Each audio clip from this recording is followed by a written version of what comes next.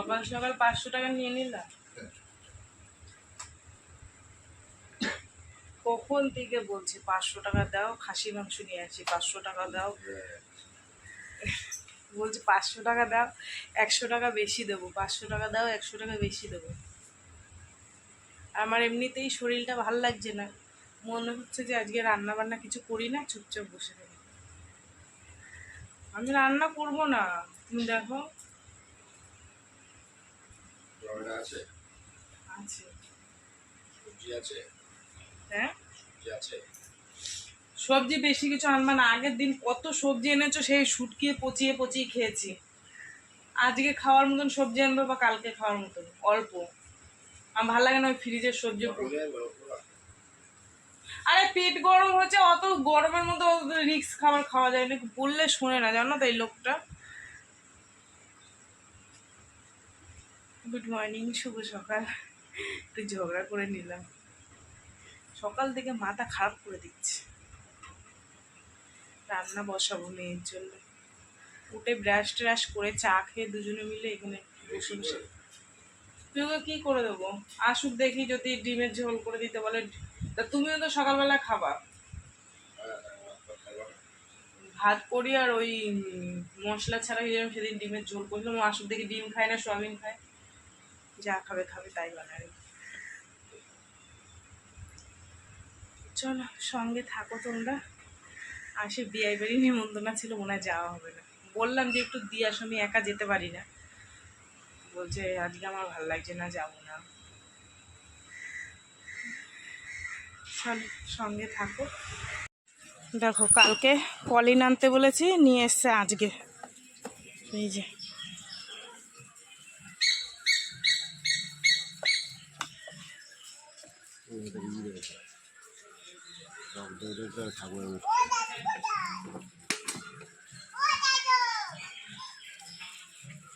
ওইগুলো তুমি নিয়ে আসো, এগুলো তো ঠাকুরের জিনিস আছে, তুমি।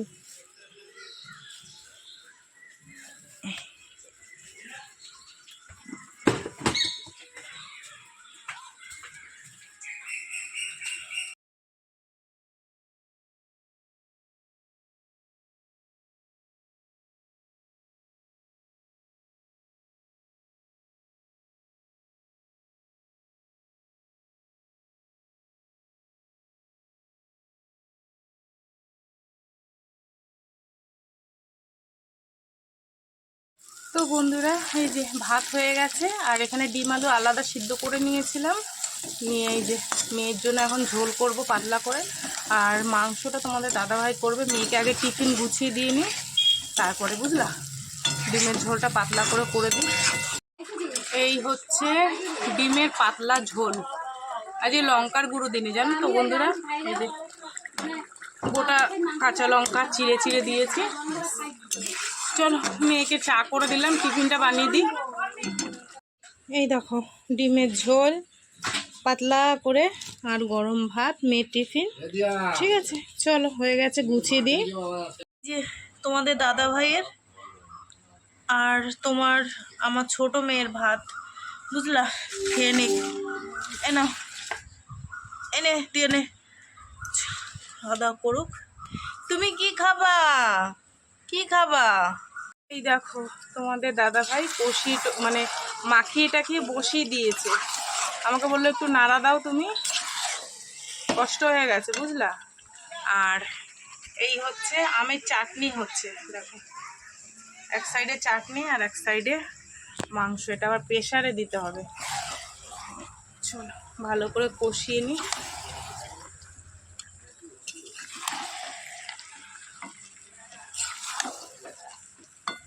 বন্ধুরা রান্না বান্না হয়েছে, তোমাদের দেখাই।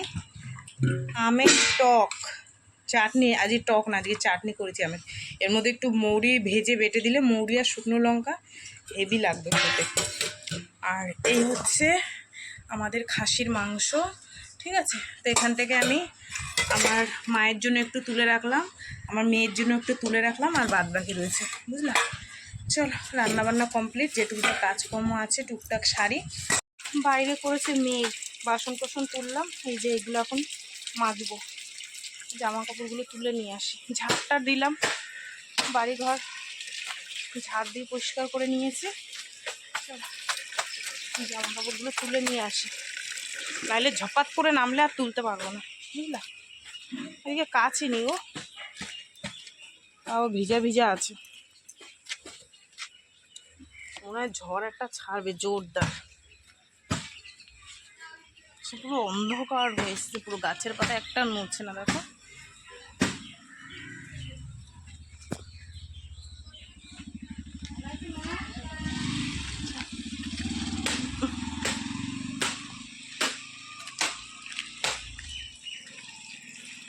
বাসন ধুয়ে স্নান করে পুজো দেবো।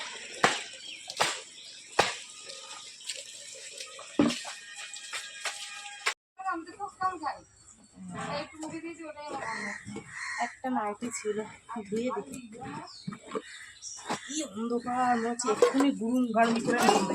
এই পড়িস না,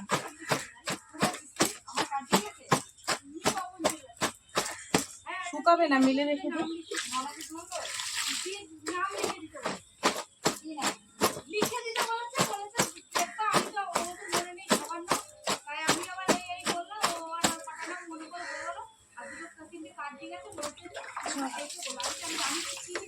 বাসন কটা বৃষ্টি নামার আগে ধুতে পারলে হয়।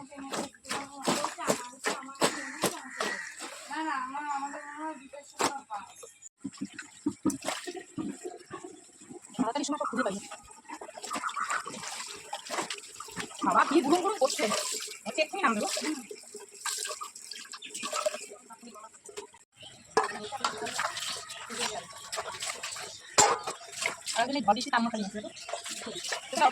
এবার ধুলাধুলা মাথা আচ্ছা আমার শুকলাম শুকলাম মেটেছে, বুঝলাম ভালো লাগছে পরে বৃষ্টি আছে বাসন দিন।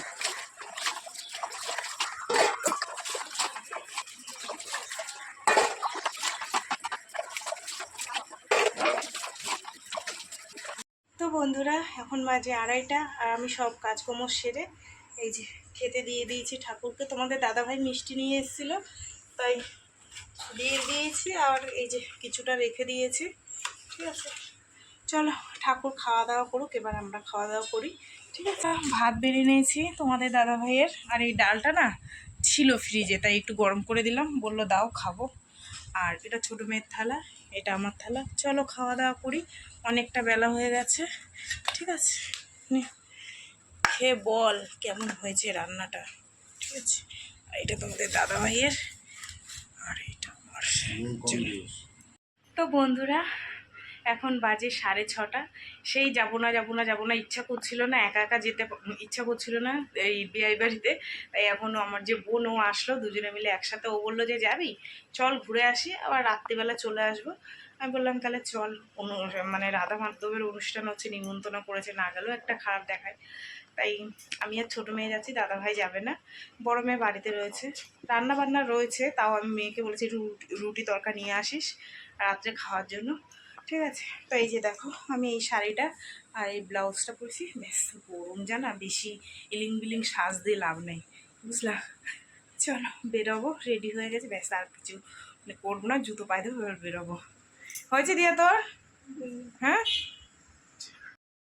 চলে এসেছি মধ্যমগ্রাম চৌমাথা। ম্যাজিক থেকে নামলাম, নেমে ঠাকুরের জন্য মিষ্টি নেব, ফুল নেব, তাই এই দোকানটায় দাঁড়ালাম। দেখলাম দোকানটায় সুন্দর সুন্দর মিষ্টি আছে, তো বোনকে বললাম যে এখান দিয়ে ঠাকুরের ভোগের জন্য মিষ্টি নিয়ে নে, তা ও নিল আর আমি নিলাম।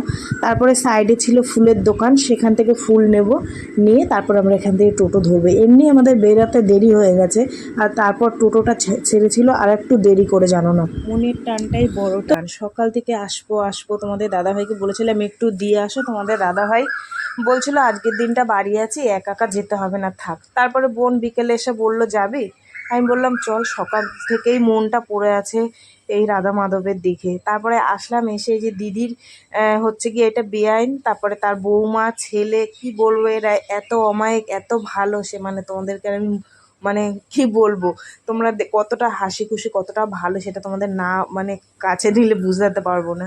তো ওদের বাড়ি যাই অনুষ্ঠান হোক, প্রত্যেকটা অনুষ্ঠানে আমাদেরকে বলে, সবসময় যাওয়া হয় না, কিন্তু এই যে রাধা মাধবের উপর যে টান সকাল থেকেই, তো আর না এসে পারলাম না। বোনকে বললাম যে চল, যা আছে হবে। তোমাদের দাদাভাইকে বললাম, বলছে যাও, বোন যখন যাচ্ছে, একা তো যেতে পারতাম না, বোন যখন যাচ্ছে যাও। তাই দুই বোন আর ছোটো মেয়ে চলে এসেছি। সবার সাথে আলাপ টালাপ করলাম, একটু বসলাম, চা দিল, চা খেলাম, তারপরে চলে এসেছি এখানে। দেখো বাইরে অনুষ্ঠান হচ্ছে, তোমাদেরকে তো আমি শোনাতে পারবো না যেহেতু বক্স চলছে, কপিরাইট আসবে ওর জন্য। আর খুব সুন্দর অনুষ্ঠান হচ্ছে, আর এই ছোট্ট ছোট পুচকে মানে সোনা দুটো কি সুন্দর নাচ করছে, আর সবাই যে যার মতন গান কীর্তন করছে। আর আমি একটু দূর দিয়ে ভিডিওটা করেছি, তো ওই জন্য রাধা মাধবের মানে মুখটা আমি ঠিক মতন দেখাতে পারছি না, দূর থেকে ভালো করে মুখটা তোমাদের আমি দেখাতে পারছিলাম না। তারপরে সাইডে গিয়ে একটু দাঁড়ালাম, দিদির বেআইন বৌমারা, দিদির মেয়ে, মানে ওই দিদির মেয়ে, সেটা তো হচ্ছে আমার দিদির ছেলের বৌমা, বৌমা হয় আমারও বৌমা, যে আমার বাড়ি আসে মনি। তো সবাই মিলে হাত ধরে টানলো, মাসে আসো একটু নাচবা, একটু আসো। তারপর যাই হোক, ঠাকুর তো গেলাম, গিয়ে একটুখানি হাত উঁচু করে নাচলাম ঠাকুরের সামনে। ওই আরতি হচ্ছিলো তো, সন্ধে আরতি হচ্ছিলো, সেই জন্য সবাই ওরকম হাত তুলে তুলে নাচ করছিলো। আর এই রাধা মাধবের অনুষ্ঠানে যখন সন্ধে আরতি হয় সবাই দাঁড়িয়ে পড়ে, যারা বসে থাকে। তোমরা তো জানো, তোমাদের যাদের গ্রামে হয় এই পুজোটা, যেটাকে অষ্টম প্রহর বলে, ওই সবাই তাই আনন্দ করছিল, নাচ করছিল, ভীষণ ভালো লাগছিল। এখন বাজে 10:30, আর আমরা এসছি কাটাগাড়িতে, কিন্তু আমাদের ওখান থেকে একটা ভাইকে বলেছি যে তুই একটুখানি আমাদের নিয়ে আসিস। ও বলছে ঠিক আছে, 11টার দিকে যাব। তো 10:30 বাজে আমরা খেতে বসে পড়েছি। এখানে ভোগে অনেক কিছু রান্না করেছিল দিদিরা, হচ্ছে গিয়ে এমনি সাদা ভাত, তার মধ্যে একটা পাঁচমিশালি তরকারি, আর হচ্ছে কি ডাল ছিল মুগের, আর খিচুড়ি ভোগও করেছিল, তারপরে হচ্ছে পাঁপড়, চাটনি, তারপরে পায়েস, বেশ ভোগটাও খুব ভালো করেছিল, সবাই মিলে খেলাম। এখন বাড়ির দিকে যাওয়া যাবে, প্রায় মানে 11টার কাছাকাছি বাজতে যায়, ঠিক আছে। তো ও এসে পড়েছে, আমাদের বলল আয়, আমি চলে এসেছি।